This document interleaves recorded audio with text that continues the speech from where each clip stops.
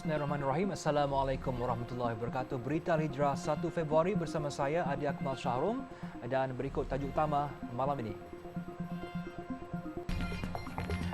Rumah Bangsa jadi lokasi simpanan Al-Quran tanpa kelulusan. Juga kenderaan plat asing dilarang isi diesel bersubsidi di Perlis.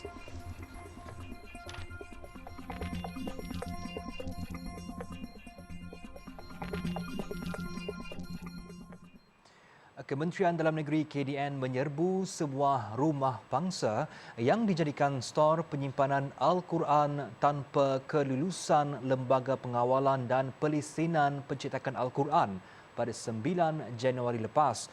Dalam serbuan di Taman Alma Bukit Mertajam itu sebanyak 1,907 naskah Al-Quran dan 2,060 bahan Al-Quran bernilai RM160,000 dirampas.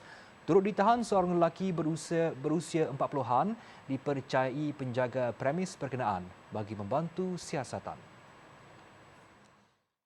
Setiausaha Bahagian Penguatkuasaan dan Kawalan KDN, Nik Yusaimi Yusof berkata, dalam serbuan itu seorang lelaki berusia 40-an yang dipercayai penjaga premis berkenaan ditahan bagi membantu siasatan. Kita dapati kesemua premis yang diperiksa tersebut telah menjalankan aktiviti pengedaran dan penjualan Al-Quran dan bahan Al-Quran. Ini sebagai sumber pendapatan utama dan telah menjalankan aktiviti ini sejak tahun 2022 sehingga sekarang. Tambah beliau, Al-Quran yang dirampas itu dibimbangi salah dari segi ayat, baris malah tidak mengikut resam Uthmani yang ditetapkan oleh Kerajaan Malaysia. Kandungannya turut dieja dalam tulisan Rumi, sedangkan Majlis Fatwa Kebangsaan sebelum ini sudah mengharamkan sebarang ejaan ayat suci Al-Quran dalam tulisan Rumi. Kesemua rampasan itu dipercayai dibawa masuk dari Indonesia sebelum dijual menerusi platform dalam talian. Edaran dia seluruh negara ni. Dia mendapat tempahan, mendapat seluruh negara. Biasanya dalam aplikasi atas talian ni. Ya, aplikasi atas talian, marketplace atas talian. Saya boleh kata ya, tapi dia juga diedarkan berdasarkan permintaan. Nik Yusaimi berkata semua rampasan dibuat kerana ia melibatkan kesalahan Akta Pencetakan Teks Al-Quran APTQ 1986 dan Akta Mesin Cetak dan Penerbitan AMCP 1984. Mengulas lanjut, katanya terdapat 912 jenis terbitan Al-Quran yang telah diluluskan KDN sebagai pilihan sama ada untuk dijual, dimiliki ataupun diedar dalam kalangan masyarakat. Beliau berkata demikian pada sidang media di Pejabat KDN Pulau Pinang di Butterworth hari ini. Semua kenderaan pendaftaran asing dilarang mengisi diesel bersubsidi di seluruh stesen minyak di Perlis bermula hari ini. Timbalan Ketua Pengarah Penguatkuasa Operasi Kementerian Perdagangan Dalam Negeri dan Kos Sara Hidup KPDN Syamsul Nizam Khalil berkata, larangan berkenaan dilaksanakan rentetan isu kenderaan berpendaftaran asing terutama dari Thailand yang dilihat kerap berulang-alik ke pelbagai stesen minyak di Perlis untuk mengisi petrol atau diesel sebelum diseludup ke negara jiran. Memetik laporan bernama, larangan itu adalah projek rintis advokasi berhubung larangan penjualan diesel dan petrol bersubsidi RON 95 kepada kenderaan asing sebelum diperluaskan ke seluruh negara. Sebelum ini hanya petrol RON 95 bersubsidi yang dilarang penjualannya kepada kenderaan asing, manakala penjualan diesel bersubsidi pula hanya dihadkan kepada 20 liter sahaja kepada setiap kenderaan berpendaftaran asing. Syamsul Nizam berkata, tindakan penguatkuasaan akan diambil di bawah Akta Kawalan Bekalan 1961, Akta 122 dan Peraturan-Peraturan Kawalan Bekalan 1974 kepada mana-mana individu yang melanggar arahan setelah tamat tempoh advokasi 14 hari itu. Menurutnya, KPDN turut mengedarkan 250 notis amaran di pintu masuk negara, kompleks imigresen, kastam dan kuarantin ICQS Padang Besar dan Wang Kelian kepada pemilik kenderaan pendaftaran asing termasuk motosikal. Pemilik chalet dan premis perniagaan di sekitar pantai kampung Tanjung Batu Rakit, Kuala Nerus kerugian lebih RM100,000 akibat hakisan pantai sejak setahun lalu. Dan terbaru dalam fenomena air pasang besar baru-baru ini, masalah hakisan semakin teruk di mana sebahagian besar struktur binaan di kawasan terbabit musnah. Situasi itu turut dialami seorang pengusaha chalet, Abdul Wahab Osman, di mana struktur tangki air dan benteng penahan ombak musnah Isnin lalu. Lebih membimbangkan, fenomena air pasang besar turut meruntuhkan sebahagian struktur konkrit chaletnya. Kadang sekarang dah kurang between 1.9 hingga 2.3 meter je lah. Tapi dia akan arus kuat dia akan ambil sebelah bawah. Dia tak naik atas dah. Dia sebelah bawah, pasir-pasir bawah tu baru jadi tanah runtuh. Dulu dia naik atas. Sekarang dia turun bawah jadi tanah runtuh. Menurut beliau, fenomena air pasang besar sama pernah berlaku Februari tahun lepas dan meruntuhkan sebuah bilik chalet dan struktur pagar akibat dipukul ombak. Sejak setahun lalu, Abdul Wahab berkata, hampir 9.3 meter persegi kawasan chalet sudah tenggelam di laut dengan kerugian lebih RM150,000. Sementara itu, seorang pengusaha ikan kering, Manan Ali, 69 tahun berkata, sebahagian struktur bangsal menjemur ikannya juga runtuh di badai ombak sejak minggu lalu. Utuh lah. Berkurang 12 kaki lah. Anyut air. Dan barang-barang saya, kira banyak jugalah. Dengan alat-alat kerja buat ikan kering. Habislah. Pada dalam laut tu. Kalau kira rugi tu, tak rugi manalah dalam katakan 4-5 ribu macam tu je, tak banyak lah. Beliau berkata fenomena air pasang besar terbabit telah menyebabkan kedudukan bangsal ikan keringnya sudah semakin hampir dengan laut. Sehubungan itu, Manan berharap projek tebatan pantai yang dijanjikan dapat dipercepatkan sebelum masalah hakisan pantai semakin teruk. Seorang buruh dijatuhi hukuman penjara 15 bulan di Mahkamah Magistrate Gua Musang selepas didapati bersalah memukul isterinya menggunakan topi keledar pada 25 Januari lalu. Tertuduh Muhammad Syamsuri Rokman Yusof, 35 tahun, sebelum itu mengaku bersalah selepas kertas pertuduhan dibacakan di hadapan Hakim Tengku Syahrizam Tuanlah.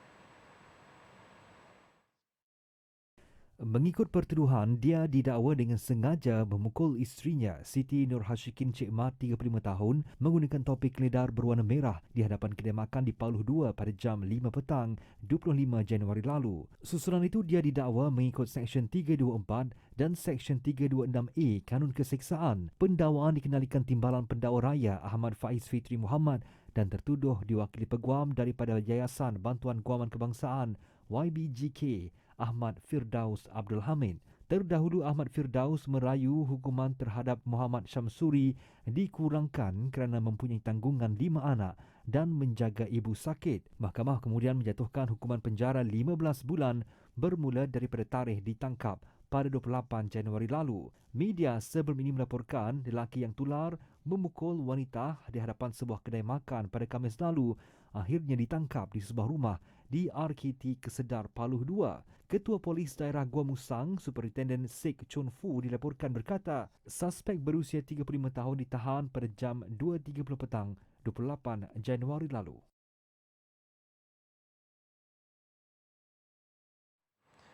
Tempoh reman 8 anggota polis termasuk 4 pegawai kanan bagi membantu siasatan kes bunuh pemandu e-hailing di sebuah ladang sawit di Tawau 13 Januari lepas dilanjutkan 7 hari lagi. Magistrate Zul Elmi Yunus membenarkan permohonan lanjutan reman oleh polis pada prosiding di Ibu Pejabat Polis Daerah Tawau hari ini. Sebelum ini mereka direman selama 7 hari yang berakhir hari ini bagi membantu siasatan kes mengikut Seksyen 302 Kanun Keseksaan. Semalam, Pesuruhjaya Polis Sabah Datuk Idris Abdullah dilapor berkata kes bunuh itu bermotifkan cemburu dan lebih bersifat peribadi serta tidak melibatkan isu keselamatan di Sabah. Pada 30 Januari lepas, seorang penganggur, Norima Juli, 33 tahun, didakwa di Mahkamah Magistrat Tawau atas pertuduhan membunuh Nurman Bakaratu, 61 tahun, di ladang sawit berhampiran Jalan Anjur Juara, Jalan Apas, Batu Lima, antara 7.30 hingga 9 malam 13 Januari lepas. Mayat lelaki dipercayai orang kurang upaya OKU mental ditemukan terapung di Sungai Melaka di Kampung Morten pagi tadi. Ketua Polis Daerah Melaka Tengah ACP Christopher Petit berkata mangsa Lim Ti Siang 38 tahun ditemukan pemandu bot Melaka River Cruise kira-kira 11.25 pagi tadi sebelum memaklumkan kepada pihak polis. ACP Christopher Petit berkata mayat mangsa terapung di Sungai Melaka dengan muka telungkup di atas permukaan air. Beliau berkata pemeriksaan awal ke atas mayat mendapati tiada kesan perbuatan jenayah, kelihatan pada fizikal selain mangsa dipercayai baru meninggal dunia. Sementara itu, bapa mangsa Lim Sek Fuk 72 tahun mengesahkan mayat yang ditemukan itu adalah anaknya yang mempunyai masalah mental dan baru keluar dari Hospital Melaka untuk menjalani rawatan. Bapa mangsa memaklumkan anaknya itu berada di restorannya pada waktu pagi sebelum kejadian dan keluar bersia-sia di tepi Sungai Melaka dan dia tidak mengesyaki sebarang perbuatan jenayah berlaku ke atas anaknya itu. Mayat dibawa ke Hospital Melaka untuk bedah siasat. Seorang penghuni di sebuah unit pangsapuri di Flora Damansara, Petaling Jaya rentung dalam kejadian kebakaran di kediaman tersebut malam semalam. Ketua Polis Daerah Petaling Jaya, Asisten Komisioner Muhammad Fakhruddin Abdul Hamid dalam kenyataan hari ini berkata, butiran penuh mangsa dianggarkan berusia 30-an itu masih belum dapat dikenal pasti. Jelas ACP Muhammad Fakhruddin, mayat mangsa terbakar kira-kira 40% itu ditemui berdekatan pintu rumah dan dipercayai cuba menyelamatkan diri ketika kejadian. Hasil keterangan saksi kejadian memaklumkan terdengar bunyi letupan yang kuat dari rumah mangsa serta bunyi kaca pecah sebelum mendapati kediaman itu terbakar. Saksi katanya cuba mendapatkan bantuan tetapi gagal masuk ke rumah itu kerana api sudah marak. Tambah ACP Muhammad Fakhruddin, kes berkenaan diklasifikasikan sebagai mati mengejut SDR dan mayat mangsa dihantar ke Hospital Sungai Buloh untuk proses bedah siasat. Terdahulu, Bomba berkata pihaknya menerima panggilan kira-kira 9.22 malam dan kediaman di tingkat 21 Terbabit didapati terbakar 90%.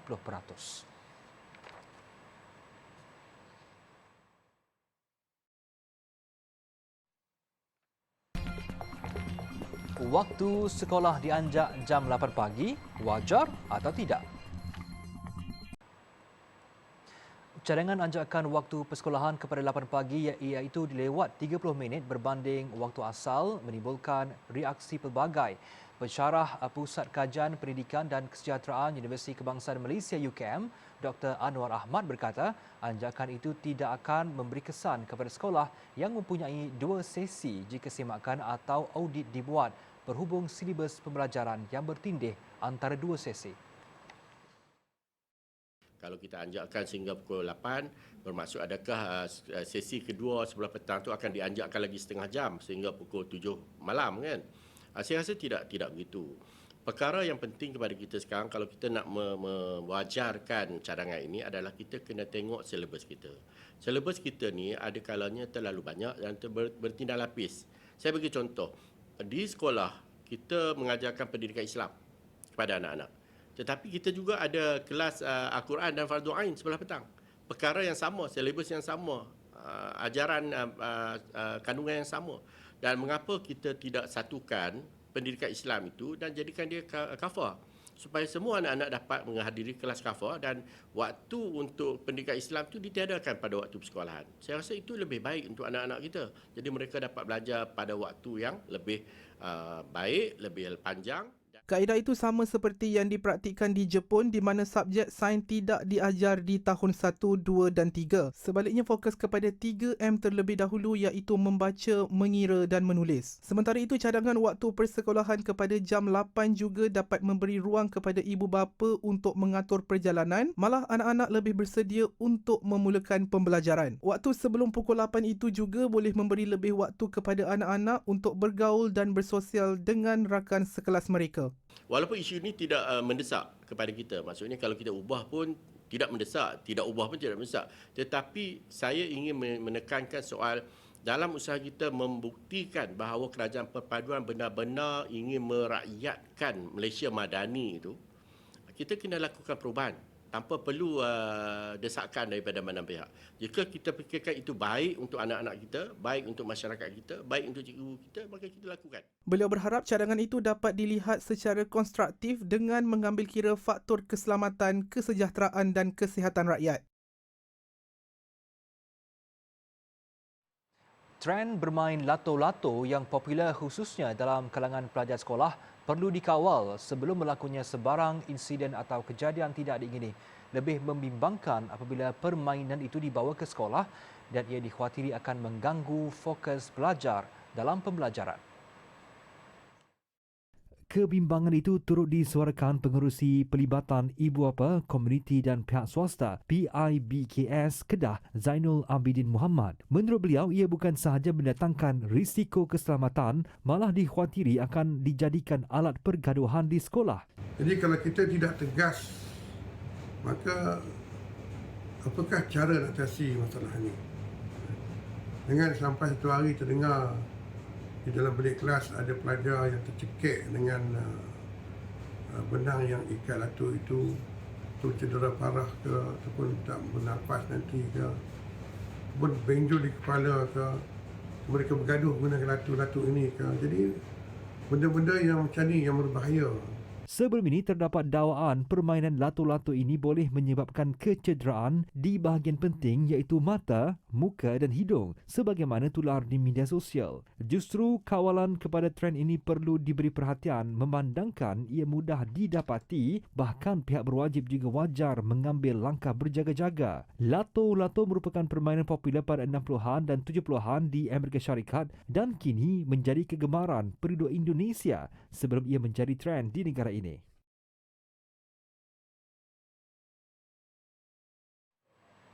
Yang di-Pertuan Agong Sultan Abdullah Riayatuddin Al-Mustafa Billah Shah hari ini berkenan mengurniakan darjah kebesaran, bintang dan pingat kepada 164 penerima bersempena Hari Wilayah Persekutuan 2023.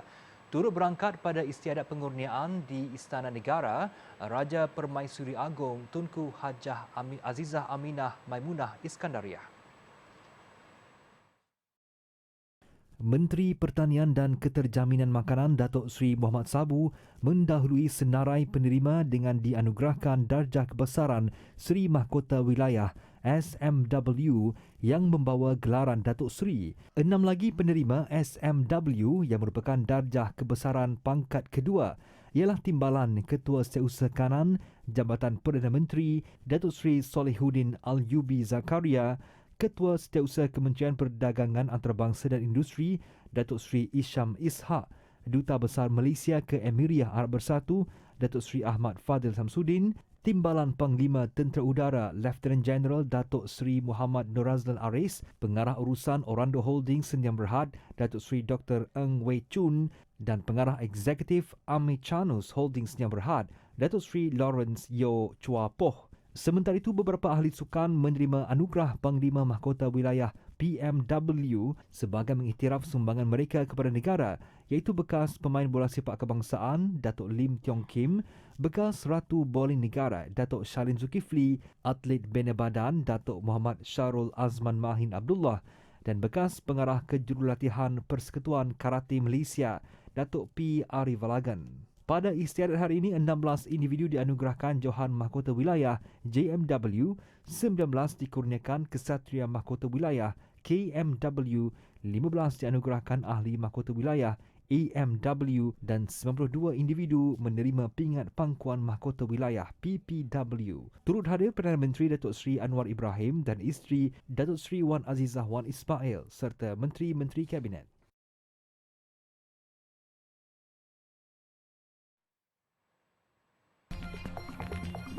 Bot lebih muatan karam.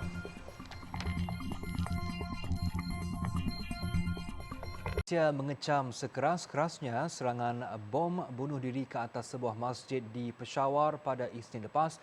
Kementerian Luar menerusi Wisma Putra dalam satu kenyataan hari ini mengulangi pendirian Malaysia untuk menolak sebarang tindakan keganasan dalam semua bentuk dan manifestasi. Menurut kenyataan itu lagi, Malaysia bersolidariti bersama saudara dan saudari Pakistan dalam memerangi ancaman keganasan dan menyeru agar pelaku jenayah kejam ini dibawa ke muka pengadilan. Sementara itu, Kementerian menerusi Suruhanjaya Tinggi Malaysia di Islamabad terus memantau dengan teliti perkembangan terkini insiden itu di samping berhubung dengan pihak berkuasa tempatan bagi mendapatkan maklumat terkini. Suruhanjaya Tinggi turut menasihatkan rakyat Malaysia di Pakistan supaya sentiasa berwaspada. Angka kematian akibat insiden pengeboman itu meningkat kepada 100 nyawa susulan lebih banyak mayat ditemukan dalam runtuhan masjid semalam. Pengebom bunuh diri disyaki menyasarkan anggota polis wilayah Khyber Pakhtunkhwa. Masjid berkenaan terletak di zon keselamatan tinggi termasuk membabitkan pelbagai unit keselamatan seperti polis ibu kota, polis simpanan sempadan, pasukan polis elit dan jambatan anti keganasan. Lebih 220 jemaah cedera dalam letupan itu dan kebanyakan mangsa adalah anggota polis. Sebuah bot membawa lebih muatan karam di Pakistan. Penyelam mengambil masa sehingga 3 hari bagi mengeluarkan mayat. Ekoran air empangan membeku akibat cuaca sejuk yang menyukarkan misi menyelamat. Sehingga kini 51 mayat sudah ditemui yang sebahagian besarnya merupakan murid lelaki madrasah. Bot itu dilaporkan karam di empangan tanda di Kohat yang terletak di barat laut negara berkenaan pada Ahad lalu. Kesemua kanak-kanak berkenaan yang berusia antara 7 hingga 14 tahun tersebut dibawa bagi sesi lawatan sehari ke tasik berkenaan. Bot itu dilaporkan terlalu sarat dengan penumpang yang sebenarnya hanya mampu menampung sekitar 20 hingga 5 orang sahaja. Tasik ini terletak sekitar 5 km dari madrasah mereka yang menawarkan pendidikan agama percuma. Selain murid, mayat seorang guru dan pengemudi bot juga sudah ditemui. Dalam insiden itu hanya 5 orang terselamat iaitu 4 murid dan seorang guru. Di India, sekurang-kurangnya 14 orang termasuk 3 kanak-kanak terkorban dalam kebakaran sebuah bangunan bertingkat. Kejadian berlaku di Jharkhand Timur. Ketika kejadian pada malam semalam, ada sebuah majlis perkahwinan yang sedang diadakan di bangunan itu. Lebih 10 orang dilaporkan cedera ekoran cuba terjun dari tingkat atas bangunan dan dirawat di hospital tempatan. Punca kebakaran masih disiasat, namun pihak berkuasa percaya ia daripada majlis perkahwinan tersebut. Kebakaran itu merupakan yang kedua berlaku di kawasan sama sejak 4 hari lalu. Pada Sabtu lepas, 5 orang terbunuh dalam kebakaran tersebut. Manakala di London, seorang kanak-kanak perempuan berusia 4 tahun maut selepas diserang seekor anjing. Kejadian berlaku di Netherfield, Bandar Buckinghamshire. Kejadian dilaporkan berlaku sekitar jam 5 petang waktu tempatan semalam di kejiranan Milton Keynes. Kanak-kanak berkenaan dikenali sebagai Alice Stones dilapor diserang di bahagian belakang rumahnya. Menurut saksi, anjing itu sangat besar dan berwarna coklat. Ketika kejadian, ibu Alice menjerit sekuat hati meminta tolong. Bagaimanapun, serangan ganas anjing itu menyebabkan orang ramai sukar membantu. Mangsa meninggal dunia di tempat kejadian akibat kecederaan parah. Menurut polis, susulan kejadian anjing itu dimusnahkan. Setakat ini tiada tangkapan dibuat. Pihak berkuasa mengklasifikasikannya sebagai tragedi.